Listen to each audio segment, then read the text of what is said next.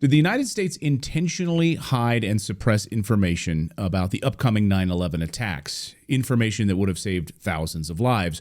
Were the towers and buildings, like Building 7, brought down by a controlled demolition? Did the government assist Osama bin Laden after 9/11, taking him out of Afghanistan and hiding him in Iran to protect Osama bin Laden? Did that happen? Former Congressman Curt Weldon wants answers. Weldon spent 20 years in Congress. He was vice chair on the Armed Services Committee. He was pushed out of Congress by the deep state. He knows the deep state better than anyone. He blew the whistle on Operation Able Danger, which we'll get into. And now he's on a mission to get President Trump to pay attention and reinvestigate the 9/11 attacks and more about the deep state. So joining us now is former Congressman Curt Weldon, author of the book Awakening the Sleeping Giant. Here it is on your screen, and the former congressman joins us now. Congressman, great to see you. Welcome to the show. Thank you, and thanks for your great work for the country. You do great. You're doing great work in telling the real story behind the scene of what's occurring in America and allowing the people to understand they can't rely on mainstream media to get the facts, and they can't rely on Congress. And I served there 20 years and get along very well with Democrats.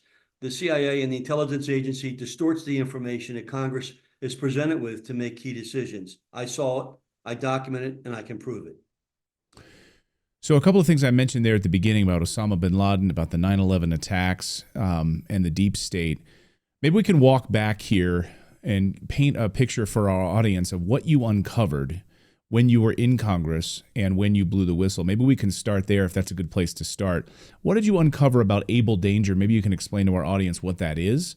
And when you saw the corruption and the lies that the United States government was putting out to the American people.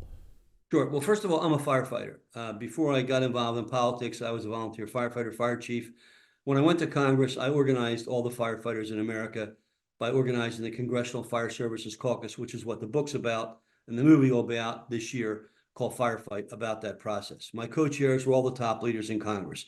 Gore, McCain, Biden, Hoyer, all the top leaders all joined with me because of my leadership with the fire service.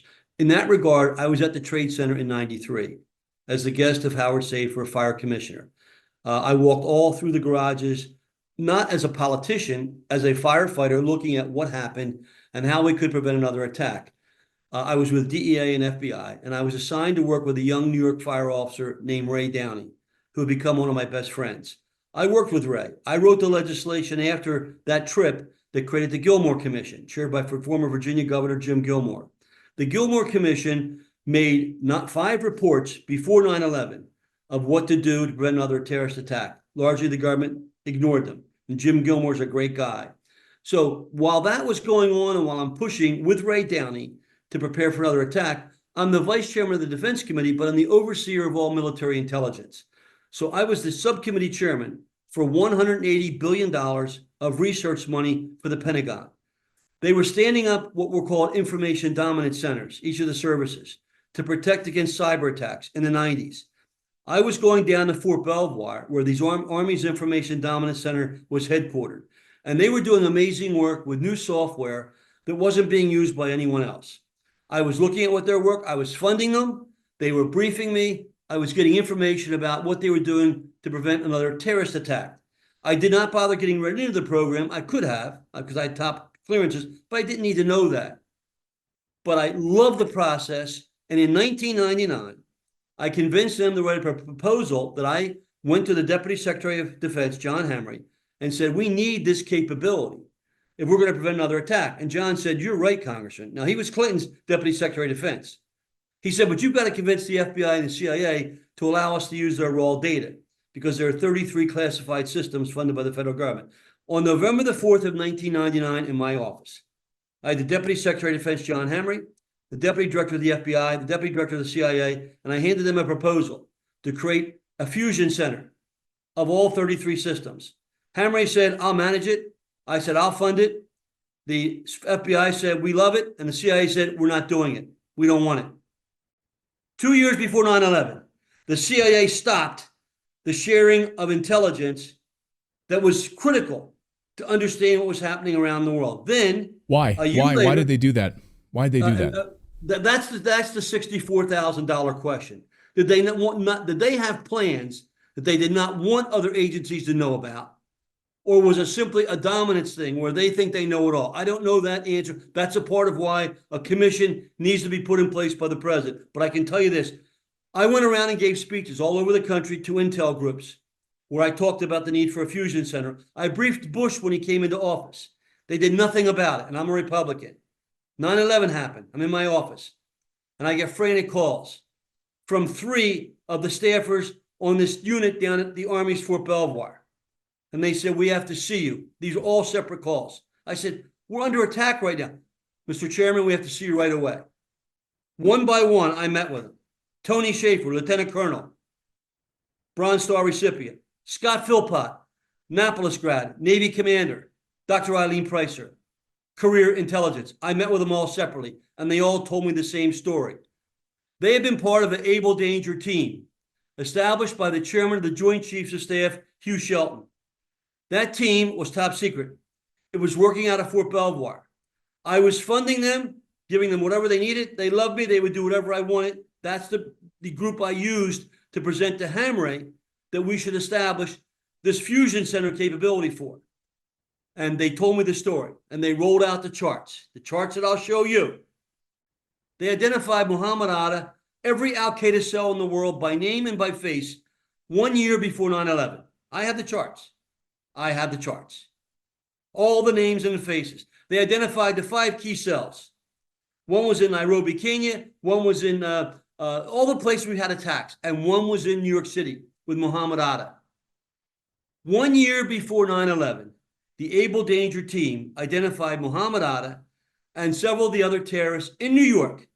They tried to transfer that information to the Justice Department 3 times. We had the names of the people that they contacted in Justice, and they were blocked. Why were they blocked? That's a good question. I will tell you right now, the 9/11 Commission is a cover-up. 100% guarantee you. Zelikow was the commission director. He led the cover-up, and he was appointed by the Republicans, even though he endorsed Kamala Harris in October publicly. The Democrats put Jamie Grelick on the commission. She was the attorney that Clinton appointed in the 90s that wrote the firewall memo that said you could not transfer military intelligence to civilian law enforcement. The 2 of them controlled the content of the commission. When Lieutenant Colonel Tony Shaffer, the Bronze Star recipient, member of the Able Danger team, came and told me they'd identified the information about pre-9/11 intelligence. Scott Philpott told me the same thing. Eileen Pricer, the same thing. Eric Kleinsmith, the same thing. Our military unit, Able Danger, did the job. And I wrote the manuscript. My lawyers said, if you publish it in 2006, when I ended my career, they said to me, they'll kill you. What they had done to my family to get me out, I said, I'm not going to risk that. They ruined my daughter's life, and what they did led to my son's death. Now, I'm a patriot, but I'm not stupid. So I waited, and now I'm talking. And they're not going to shut me up unless they kill me. And if they kill me, the story's already out now, and I'm going to tell more of it on shows like yours, because you want the truth, and you want to hear what the mainstream media will not touch. So, Able Danger, we had all of it. We had all of the details. All the details. After you learned, on that day when you learned about it, did you know about Able Danger before that? Those phone calls with Tony Shaffer and others. As the chairman of the Oversight Committee for all military research funding, I was funding their programs. That meant I had oversight, and they would come to me for funding, and I would support them. I was intrigued by what they were doing because I had been at the Trade Center in '93, where the firefighters told me we need this capability. Ray Downey was the chief of all rescue at 9/11. He was vaporized. I brought his widow and 5 kids down to my district 1 month after 9/11 to honor Ray as an American hero. Ray Downey should not have died. 343 firefighters should not have. That's why I wear this jacket when I go on TV. This jacket was given to me by Ray Downey. Fire Department of New York with my name on it. I don't wear it because I'm trying to make some show. Ray Downey gave me this. And I'm not going to stop this battle until I live up to what Ray Downey did for this country. And people like Ray that did their job. People like Battalion Chief Oreo Nelson, who went to the 78th floor of the tower, went up 40 floors in an elevator, climbed up 38 more floors, got off on the floor of impact, and you can hear his voice. I'll give you the tape. You can hear his voice over New York Fire Department communication. And he says, well, my unit has reached the 78th floor. There's 2 fires here, and we can control them. 1 minute later, the whole tower collapses. Now, I'm a firefighter. I was a fire chief. That's not reality. That's not reality. And it's about time we paid attention to the men and women who lost their lives in this situation. There are people behind the scenes who know what occurred here, both on the intelligence side, on the building side, on all the run up to this. And we owe it to the American people. We owe it to those firefighters and those families. And I work very closely with the 9/11 families. We owe it to them. And Donald Trump made the point, and now he's got to follow through. We need a presidential commission, not some bullshit commission of bureaucrats, not some commission of staffers, a presidential commission of experts, fire experts, building experts. Let them examine the intelligence, and I'll sit with them and give them everything I have. And so let's talk about the buildings, the piece of, because I think we all agree, you and I both agree. I've read the 9/11 Commission report. It's a total cover-up. It's like reading a book of fiction. So a couple of things to unpack there, specifically the buildings. And when I talked about in the intro, do you believe that, based on the evidence, that these buildings were brought down intentionally, not by aircraft, but by controlled demolition, including Building 7? Well, I was at the Trade Center the day I got a call from the New York firefighters and the fire commissioner when 9/11 happened to get up there because they needed help. And I had been there at 93. So I went up on the first Amtrak train. And when they picked me up at the station in New York and drove me down, we couldn't get down to Ground Zero. We had to walk. And I went down to Ground Zero, and I stayed with the fire department at Ground Zero. So I was there on the scene, not as a politician, as a firefighter with the New York Fire Department, as I was in 93. And there's no way that those towers that I had been to as a citizen, that what was left there was the remnants of those towers. There's just no way. I mean, I was there. The Building 7, there's no way that building came down without being hit by a plane. How that happened? I mean, I saw the reports. I have heard the statements. I've heard the language of the firefighters who were in the buildings hearing explosions. You don't hear explosions in buildings when there's a fire going on. Controlled demolition. My old station, Fox News, of course, these videos have now been suppressed, but thanks to X, they've been resurfaced over the past few years. But you had one of my colleagues was standing there as a Fox News reporter speaking with the firefighters and talking about the explosions that were happening on the ground. But many of these the are not fantasies. I'm very close to the firefighters. In fact, I went up last July and spent 2 hours with Chief John Esposito in New York. He's a good friend of mine, great guy. And I gave him the unpublished manuscript for Able Danger, and I signed it in honor of Ray Downing. I said, John, you're getting the first draft manuscript. I haven't printed it yet, but I want this for the New York Fire Department so that you have the historical record of what happened that could have prevented the loss of those 343 firefighters and all those others who died as a result of 9/11. And I did that because of my respect. And you lost reporters, all those innocent people who died there, and we just kind of cavalierly let it go by. That's outrageous. And let me give you one more point that you need to understand about the intelligence.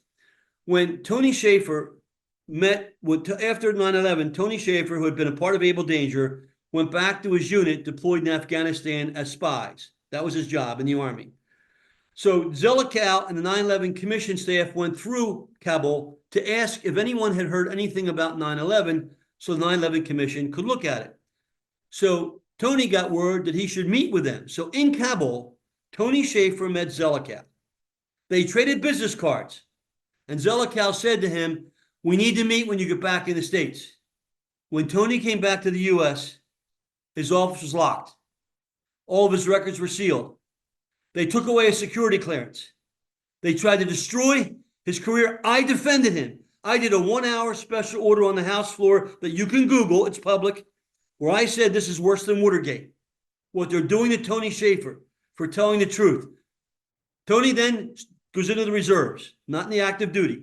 He decides to write his book called Dark Heart. his memoirs as a spy. So as is customary and protocol, he asked his commanding officer to review the book. So the commanding officer reviews the book. He gives it okay. Tony's publisher publishes the book Dark Heart. And then the deep state finds out. They issue a cease and desist order. Stop printing the book. It's too late. So our government, using taxpayer money, bought all 10,000 first edition copies and destroyed them. Then, under oath, then they gave Tony the right to publish a redacted version. So I had Tony on a little podcast I do last October at 9/11, the anniversary. I said, Tony, you have the redacted version and the original version. What was the difference? What was so sensitive that our government wanted you to redact the book? What were they trying to prevent you from telling? Was it some state secret? He said, no, Congressman. They didn't want Zelikow name mentioned in my book. Now, Zelikow's name as the staff director of the 9/11 Commission is not a state secret. And for any government agency to want to redact Zelikow's name is a blatant cover-up. That's what they did. Now, so it gets the worse. Cover-up. Okay, I'll let you So go. one more book, I have a lot of questions, but you got to buy this book. You got to buy this book. New York Times bestseller. I've read it. Called Horse Soldiers. I don't know the person it's about, but I'm going to tell you about it. New York Times bestseller. They made a movie about it. Yeah. The book's about our general in charge of special forces that ride horses. And that was a job. We have like 9,000 soldiers that are special forces that ride horses in remote areas. So his name is Keith Lambert. So he was deployed overseas when 9/11 happened. So the writer on page 27 of the book said, General, what were your thoughts when 9/11 happened? And General Lambert says this: within seconds, I knew who had done the attack. And I knew it involved a man named Atta because I had been briefed on a top secret Army intelligence program. That's it. It's in the book. It's not in the 9/11 Commission report. A top secret Army program. Yes, that's Able Able Danger. Able Danger. Yep. So they knew this. Where do you come down on? Because we've interviewed a number of whistleblowers and individuals tied to this who believe that those aircraft were not controlled by these amateur pilots at all. They couldn't have done the maneuvers that they did. And I guess this is, of course, why we need an investigation, but that they were remotely controlled. Does that comport with anything that when the CIA wouldn't be involved in your fusion project, the CIA didn't want to be involved? Well, do you believe the CIA was covering up an operation in order to thrust us into these forever wars and the Patriot Act and everything else? One of the pilots in one of the planes that was taken over was from my district, Michael Horrocks. He went to Westchester, the same university I went to. When he was killed in the attack, I met his widow and his kids, and I actually funded a playground. I raised the money at their elementary school because Michael died in the World Trade Center. It was a personal thing for me. But I'm going to tell you what happened, and this happened with America. We were so consumed by the spin put out by the deep state, and they control the spin. You know that. I know that. Right. They make the spin. The spin was about getting Al-Qaeda, focusing on the war, sending the troops over, getting Bin Laden.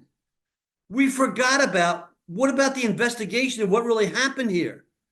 Only when I was forced by my firefighter friends to look at the film, one is called Bravo 7, where you see Building 7 come down on its own. There's no fire there. It just collapsed. Now, Donald Trump has stated that publicly as a building person. He knew that. What I'm saying to you is, I'm not going to play into their hands where they can label me some kind of wacko conspiracy theorist. That's what they want. And they're the conspiracy theorists. They devise the theory, the conspiracy. Right. We need to convene a top secret panel of experts by the president to bring out the investigation. He's neutralized the people that were involved in overseeing at this time. Those 51 people were all in power during this time. The 51 Now, people who then put their names on the Hunter right. Biden laptop story as being Absolutely. a Russian. Yes. The same those people 51. that took me out of office. The same people. Right. Now we have an opportunity. We're not going to have it again. Now, two of my friends that work for the CIA died mysteriously. One of them was threatened by a man who was one of the 3 people under consideration to head the CIA under Obama. My friend from Florida who worked for the CIA his whole career was called by this man, and I have all the details, and he said to him, "Why are you helping Curt Weldon?" And my friend from the CIA said, "Because Curt Weldon's a hero." And the man slammed the phone down. I'm telling you right now, now is the time for America to stand together as Donald, and I don't know Donald Trump, I never met the man, but I know what he's doing. And he's the only one that has the guts, determination, the willpower, and doesn't need the money. And look, I grew up with Joe Biden. We grew up in neighboring towns. He drove 3 hours to come to my son's funeral as vice president and stood in line for an hour. I worked with Joe all during my time in Congress. My son that died was actually Biden's classmate at Archmere Academy. But there's an inherent problem. And my fear right now, this whole thing that just occurred with Ukraine, Zelensky didn't go in there and act that way on his own. No. That didn't happen on his own. He was totally briefed in advance of that meeting. Anyone who didn't see that doesn't understand what's going on in the world. Victoria Nuland, Susan Rice? Absolutely. It's more than that. It's an absolute. There's a cabal of people there that think they have better logic, better intelligence, and they can do what they want and get away with it. Well, now the Trump's in power. It's the last thing I do. I'm telling the story. And believe me, there are stories that I know about not just the 9/11, the whole Russia thing. No one led more delegations to Russia than I did. I was a co-chairman of Duma Congress with Steny Hoyer, and I was co-chair of the Rada Congress in Ukraine with Marcy Kaptur. We all of us got along back in the 90s. The Duma, the Rada, the Congress, we met. This war was contrived by the U.S. Not by the U.S. people, by the U.S. In Ukraine, and of course. Now millions of people are suffering. It's the same thing with Gaddafi. I led the first delegation to meet Gaddafi. I took Biden on my second trip to Libya to meet Gaddafi. I spoke to the entire country there. When the war started, Gaddafi had his son, who was in the U.S., reach out to 2 people, one of Bush's former staffers and one of Biden's former staffers, Brian Ettinger and Steve Payne, and they contacted me. And they said, "Gaddafi wants you to come to Libya." I said, "I'm not in Congress anymore." "He trusts you," because I never asked Gaddafi for anything. So I told my staffer that used to work for me, I said, "I'm going to go to Libya. I don't want any money for it. I'm going to see what he wants." I took Biden's staffer with me. I took Bush's staffer with me.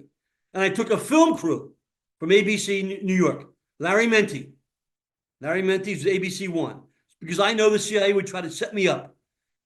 We flew into Tunis. We went down through Tbilisi by car into the capital during the war, Tripoli. The hotel we stayed in had been bombed out. I hand carried the letter back from Gaddafi offering to step down. The letter was addressed to Hillary Clinton and Obama. He offered to step down. We didn't want him to step down. We wanted him dead. Right. That's the U.S. That's what happens behind the scenes. This maniac activity has got to stop. So when you uncovered Able Danger and you found out you got those phone calls on 9/11, you wanted to come forward with this information. Who threatened you? Who threatened your life? And you had the charts to show. They had mapped this all out. They knew exactly who was involved. Who threatened your life? Was it the CIA? In 2000, many members asked me to run for chairman of the committee. But back then, because I was very aggressive, but we had a seniority system where you move your way up. And I was like 5th in line to be chairman. So I went to Tom DeLay and I said, "Do you want me to try to jump over them?" He said, "Well, we're not sure about that." I got letters endorsing me from 180 generals and admirals. I have them all. One of those letters was from Don Rumsfeld. So Don Rumsfeld in 2000 endorsed me to run for chairman of the Armed Services Committee. But when I came out against 9/11, when I came out with the story, and I said to the Pentagon and Don Rumsfeld, the Secretary of Defense, "I want the Able Danger team to testify before Congress," he said, "No way." So I'm a very aggressive person, as you can tell. I got a letter signed by 250 members of Congress. 250 members of Congress. I can show you the letter. Democrats, Republicans all supported me, demanding that we let the Able Danger team testify. Rumsfeld refused.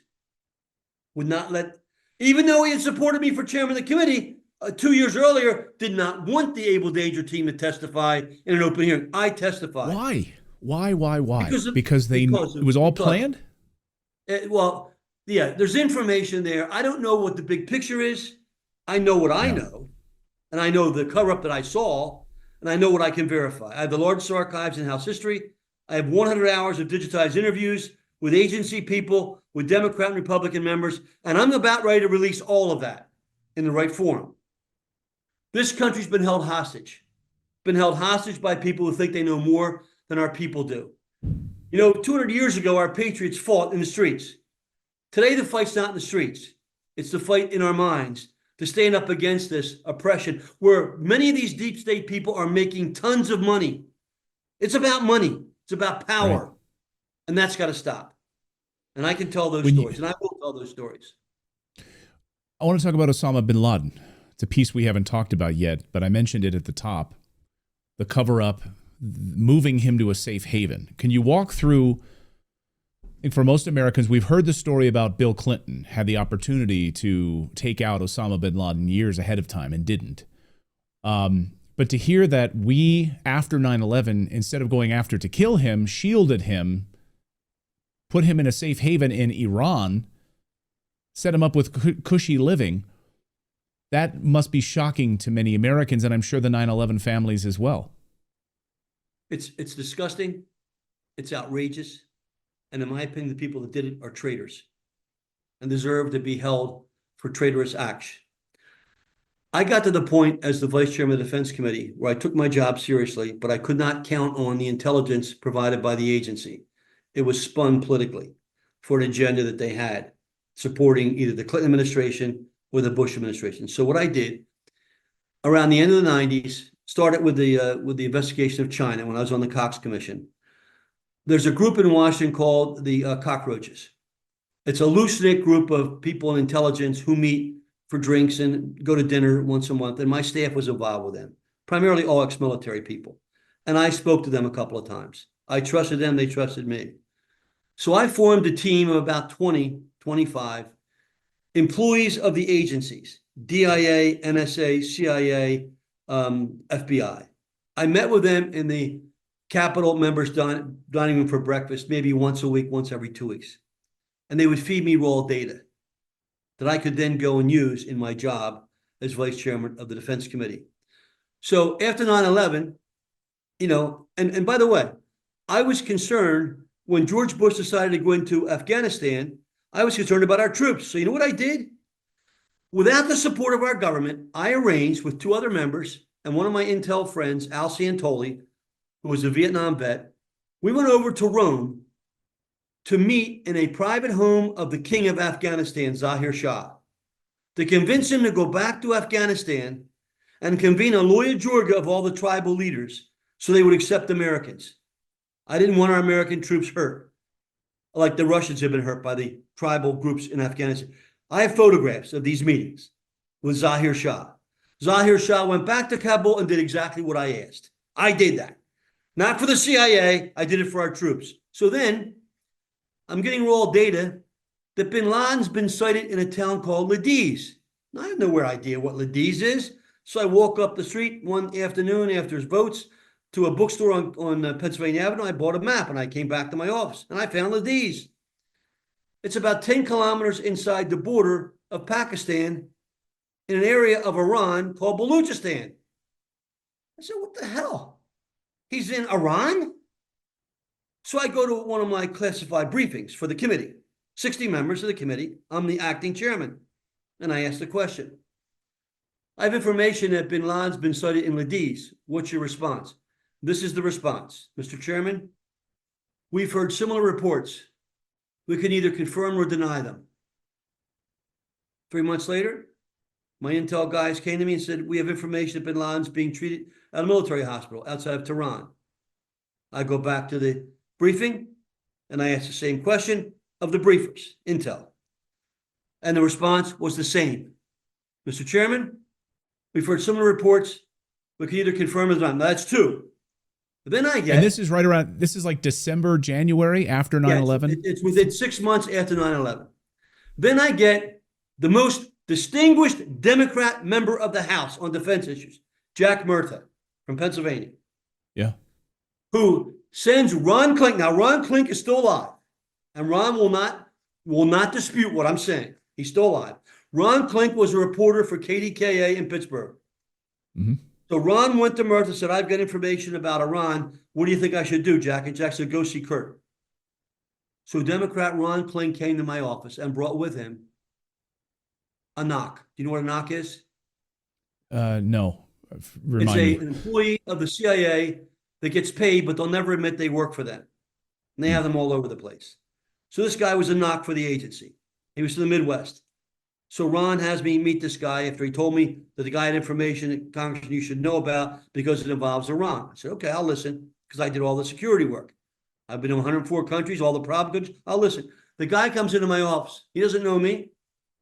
He says, Congressman Weldon, Mr. Chairman, he said, I want you to help me get back into Iran. I said, why do you want to go to Iran? I said, well, I work there for the agency.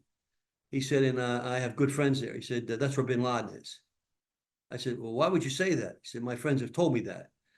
I said, well, why do you want to go there? He said, well, I'll leave my credentials. He said, there's a $25 million reward for the arrest and capture of Bin Laden. And, I'll bring you back, dead or alive. That was right after 9/11. That's Ron Klink, Democrat. Then, separately from all this, I get a request from the Interior Department. They want to bring their top bird expert in to meet me. Now, I was the Republican on the Migratory Bird Commission. The Migratory Bird Commission oversees all the refuges for birds in North America. There are 2 members of the House, two members of the Senate, and 3 cabinet members. John Dingell was a Democrat in the House. I was a Republican. So I figured this guy wants to talk about birds. So the Interior Department birdman brings in a U.S. citizen from Maine who was the world's expert on falcons. He's a Sikh, so he's got his Sikh hat on, his Sikh gown, but he's an American citizen, very wealthy family. And he brings 2 falcons on his shoulders. These are $1 million birds with the blinders on to my office. I said, boy, they're beautiful birds. How can I help you? Is there something with the birds I should know about? He said, Congressman Weldon, I've spent my whole life protecting falcons, working with the UN on falcon treaties. He said, I worked in all the training camps for all the royal families in the Middle East. I trained their children on the sport of falconry because that's their big sport. You know that, right? I said, yeah, I know that. I said, well, what do you want me to do? He said, I want you to help me get into Iran. I said, why do you want to go to Iran? Just because that's where Bin Laden is. I said, why would you tell me Bin Laden's in Iran? And why would you want to go there? My falconers are seeing his birds flying in Iran. And the Iranians will accept me because I've been there many times as a falconer. I'll tag his birds and I'll take the U.S. to exactly where he is. That's 4 silver gold bullets saying the same thing. Over the course of my career, in Congress and out, I have 10 silver bullets that came to me that said that Bin Laden was placed in Iran, in Baluchistan, and allowed to roam there. And the quid pro quo was that Al-Qaeda would not attack us on our soil. The deal was not cut with the Iranian government. The falconer that I just mentioned kept going to the Iranian consulate office up at the UN and asking them, why are you harboring Bin Laden? This is right after 9/11. And obviously the Iranian consulate office at the UN said, you're crazy, man. We would never do that. He got George Stephanopoulos. You know who that name is? Of course, George used to be the lackey on the House floor for Dick Gephardt. I know him well. I knew him well. Former Clinton communications director. He worked on the House floor, running errands for Dick Gephardt when I knew him. So he got Stephanopoulos to ask the question of Ahmadinejad when Ahmadinejad was at the UN. Is it true that you're harboring Bin Laden in Iran? Kind of laughingly, Stephanopoulos said.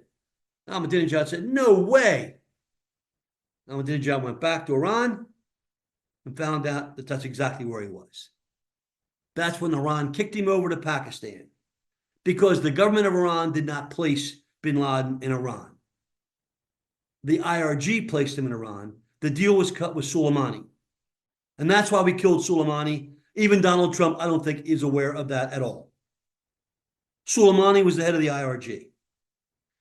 The point that I mentioned to you earlier is when the Iran was our ally and friend, we were very close. And the Iranian people, I wrote a book about this. My book called Countdown to Terror. That book was published in 2005, the year before they took me out. It's all about Iran. The book was endorsed by the former head of the CIA, Jim Woolsey, and by Al Gore's CIA advisor, Jack. So it's not some wacko story. And I said, the people of Iran are not our enemy. It's the manipulation by the deep state, our deep state and their deep state, that's causing the problem. That was in 2005. The year later, they took me out so I couldn't become chairman. Our deep state was working with their deep state. When the radical mullahs took over Iran, they didn't change their intelligence agency. Those people stayed in power. They were trained by the U.S. Friends. They were trained by the U.S. Friends with the United States. So Absolutely. What do you make now of this sort of push to the drumbeats of war to go, that Israel, of course, wants us. They had us take out Saddam Hussein. Israel absolutely loved for us to take out Gaddafi.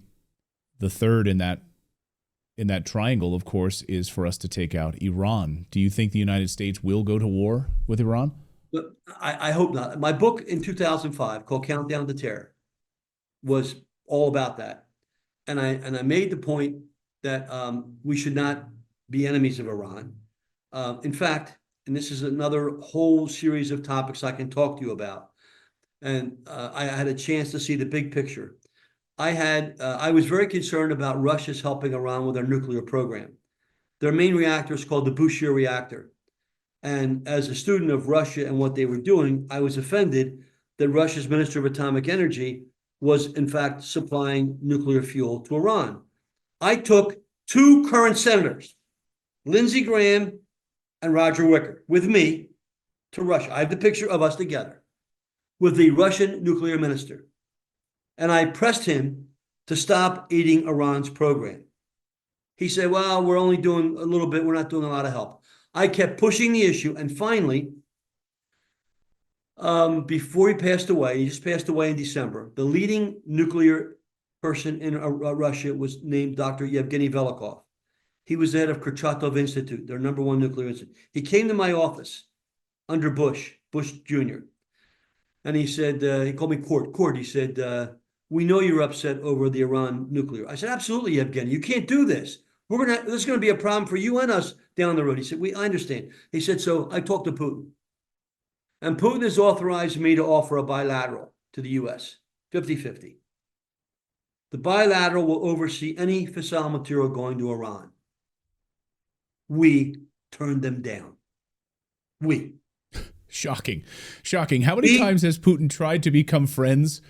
Will you allow me to join NATO? Will you allow, let's work together on this? We keep over and over and over again turning him down so that we can go to war with him.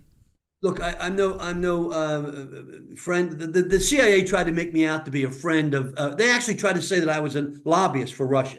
They tried to spin that, but I'm not that. I mean, they're not going to outsmart me. I mean, they're going to have to go a long way. I'm a common firefighter who has youngest of 9 kids. I know the bastards that work for that agency. And I know where they made their money in Russia. I know Hillary Clinton's deal on nuclear material in Russia. I know Bill Clinton's $500,000 from the mayor of Moscow's wife. I know all those hidden things. I know one of our former ambassadors who made millions on a story I'm going to tell you now.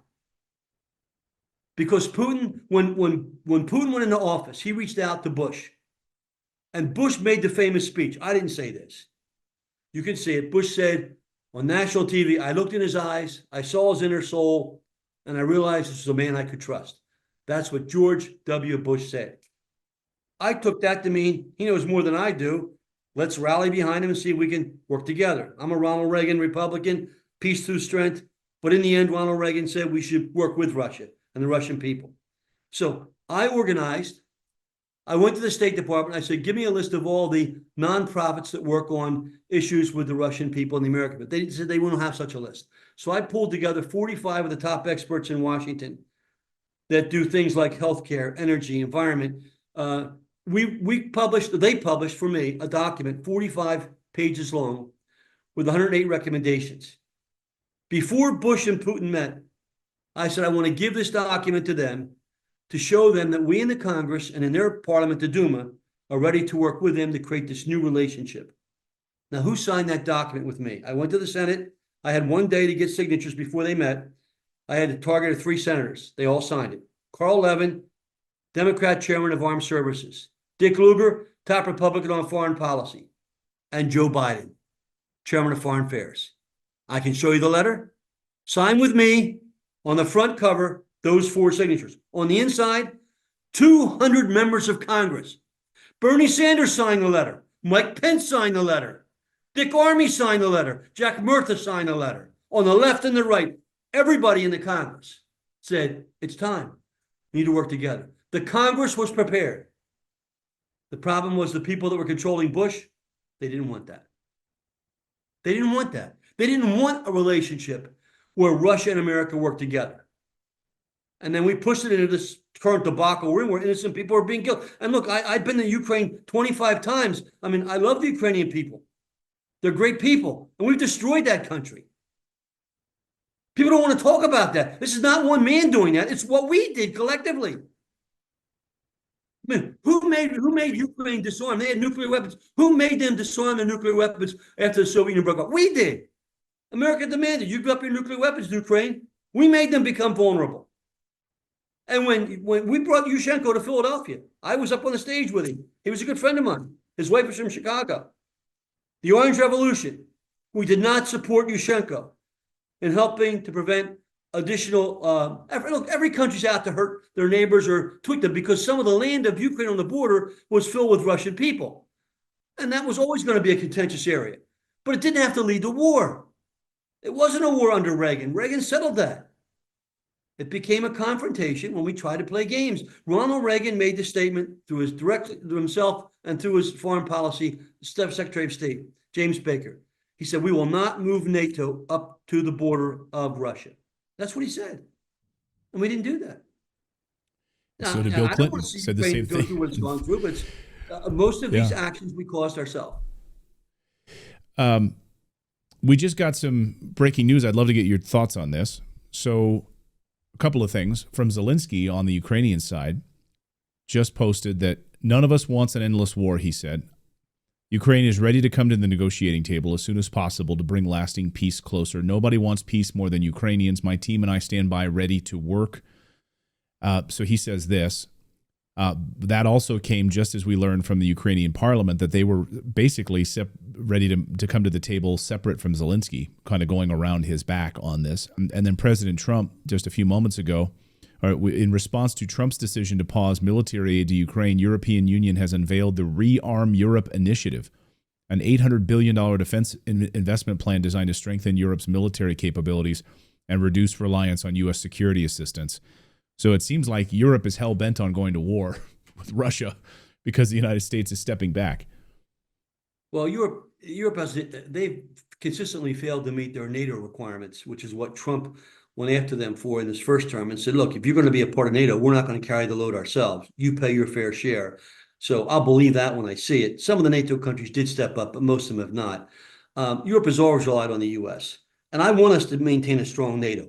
I can tell you, I formed the RADA Congress relationship in Congress. I was the co-chairman with Marcy Kaptur, who's still in the Congress. She's the oldest woman in the Congress. She was my co-chair.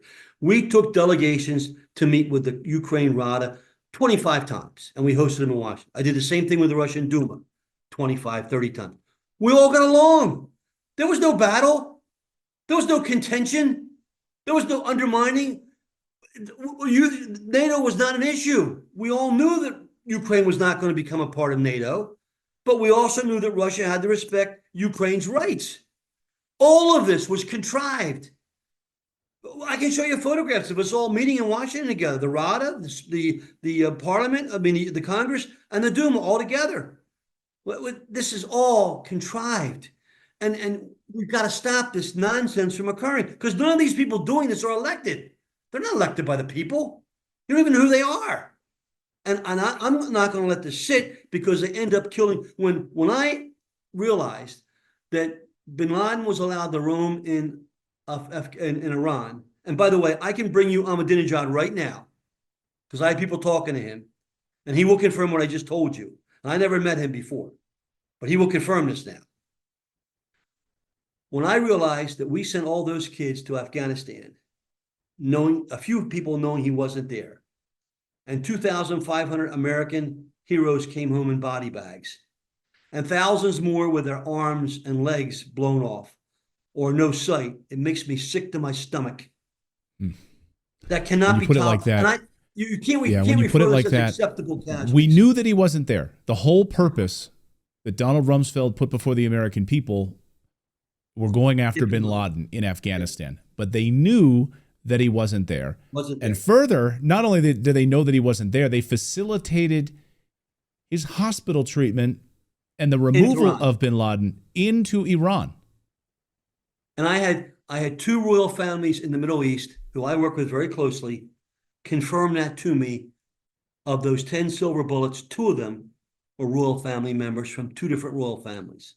And the Bin Laden task force director from the CIA, who saw information that he had never been given when he was doing that job, Michael Scheuer, called my office. Called my home. They wanted to do a film about me after I left. I said, I'm not getting involved anymore after what they did to my family. I'm not getting involved because there's nobody there to support me on the government side. I'm not going to get support out of Bush Jr. He's not in control. And Obama's certainly not going to support me because the people, Obama wasn't in control of the government. We're not stupid. And neither was Biden. And I like Biden. I'm friends with Biden. Up until he had his problems, I did a lot of things with him and know him very well. He traveled me. He went to Libya with me. He went to Iraq with me. I have pictures of him and I together. He came to my son's funeral and stood in line for an hour. But people have got to wake up. They've got to stop thinking about this rhetoric spewed out as part of an intelligence machine. They're the ones spinning the conspiracy. It's not people like you giving the truth.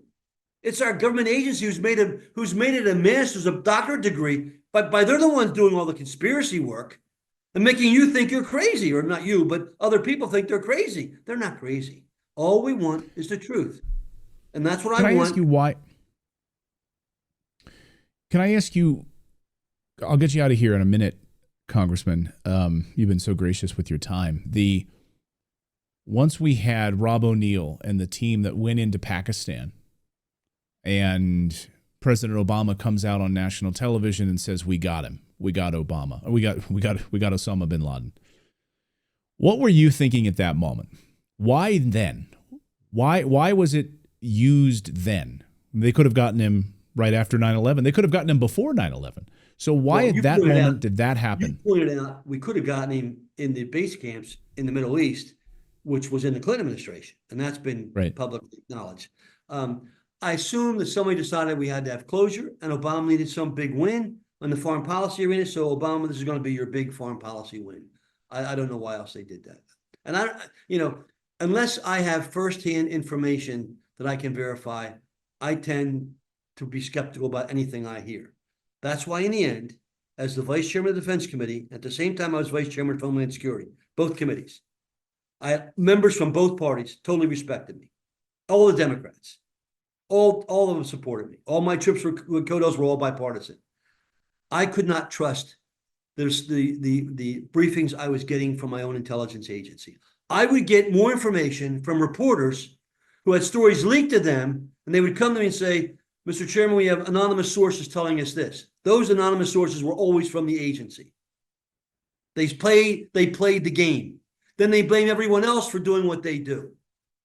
Until America wakes up to that, it's not going to stop. And what do you want President Trump to do? What do you want President Trump to do, Congressman? First of all, I did a TV show in May. I said his first priority has got his own personal safety. I predict they're going to try to take him out. That was a month before the shooting in Pennsylvania. And then we saw a second attack. He still has, look, there's this cadre of people that he now has taken on. When he took away the security clearances, 51 people, we don't see this publicly, but I'll tell you, that's a sweltering, bubbling menace, because they have contacts all over the world. That concerns me. And Trump's safety concerns you. Trump's safety concerns you, meaning that these 51 swamp rats, these scumbags, have contacts all over the world that they could reach out to and say, we need you to do something to President Trump. Absolutely. They have relationships that they've established for decades. And I'm sure they're saying Trump's not going to last long. He won't be in maybe one term at the most, or something will happen to him. That's my first concern. The second concern is the people around Trump, who are all good people. I don't have any problems with any of them. They don't know what they don't know. When I say they don't know what they don't know, I was there for 30 years. I have 20 years in Congress, and I've been out for a little over 10 years.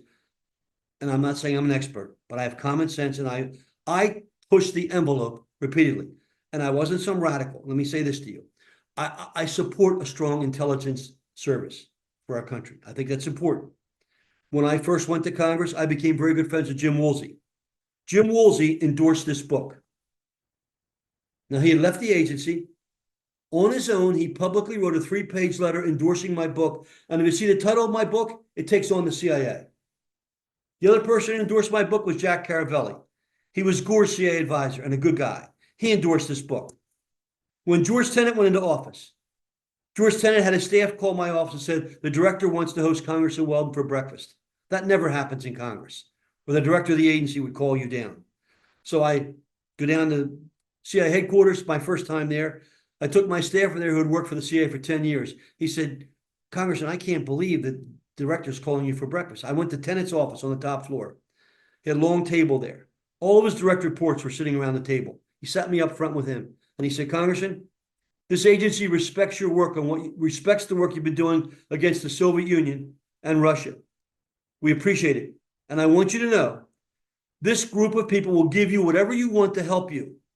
And if you don't get what you want, you come to me. Now, that was the director of the CIA. Porter Goss was a former member of the House who became head of the CIA. Porter was a friend of mine. Leon Panetta was a member of the House who became head of the CIA.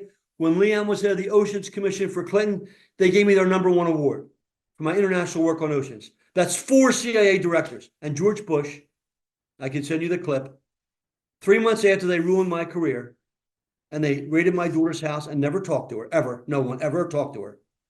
George Bush came to our national dinner in Washington in front of 2,000 leaders, 2,000 members of Congress.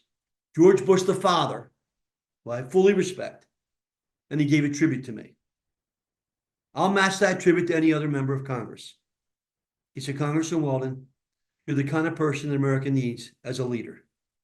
It's the goal of every political leader who is blessed with the opportunity to serve the public to leave behind a legacy that in some way makes our nation stronger, better, and safer.